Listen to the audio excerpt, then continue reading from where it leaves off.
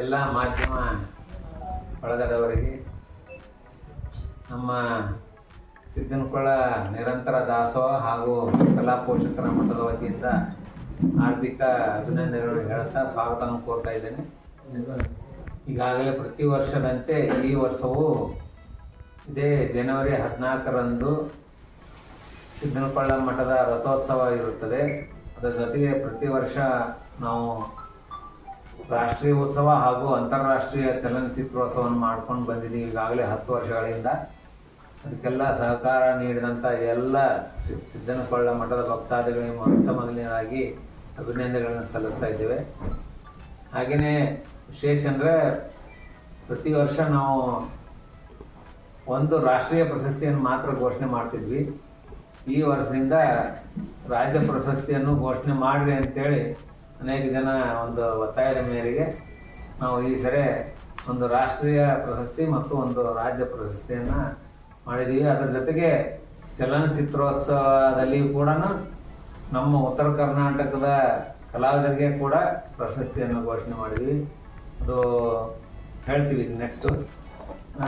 ಈಗ ಅದರ ಜೊತೆಗೆ 3 ದಿನಗಳ ಕಾಲ ಉತ್ಸವ ಇದ್ದಿದ್ದು ಪ್ರತಿ ವರ್ಷ ಇರ್ತಿತ್ತು. ಆದರೆ ಈಗ ನಮಗೊಂದು ಸ್ವಲ್ಪ ಆರೋಗ್ಯದ ನಿಮಿತ್ತ ನಾವು 2 ದಿವಸ ಅಷ್ಟೇ ಮಾಡಿದ್ದೀವಿ.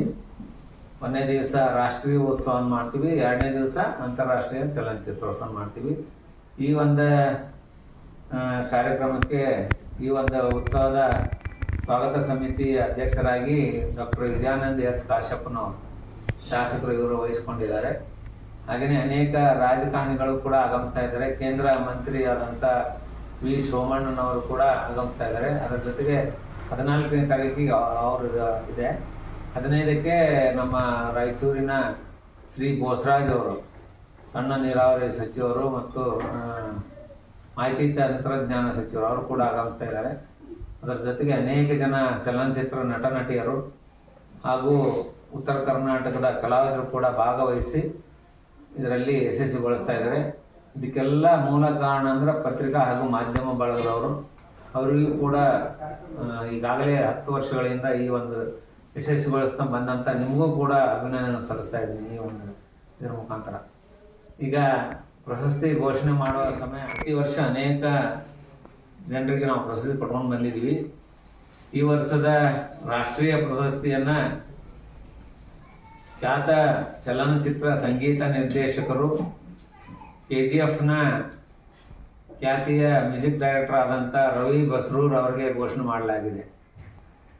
ಹಾಗೆಯೇ ರಾಜ್ಯ ಪ್ರಶಸ್ತಿಯನ್ನು ಇಲ್ಲೇ ನಮ್ಮ ಕಿನ್ನಾಳದ ಹುಡುಗ, ನಮ್ಮ ಉತ್ತರ ಕರ್ನಾಟಕದ ಹುಡುಗ ಬೆಂಗಳೂರಲ್ಲಿ ಹೋಗಿ ಸುಮಾರು 100-150 ಹಾಡುಗಳನ್ನು ಬರೆದು ಚಲನಚಿತ್ರದಲ್ಲಿ ಸಾಹಿತಿಯಾಗಿ ಕಂಗೊಳಿಸುತ್ತಿರುವ ನಮ್ಮ ಕೊಪ್ಪಳದ ಕಿನ್ನಾಳದ ಹುಡುಗ ಕಿನ್ನಾಳ್ ರಾಜು ಇವರಿಗೆ ಘೋಷಣೆ ಮಾಡಲಾಗಿದೆ 2 ಪ್ರಶಸ್ತಿ.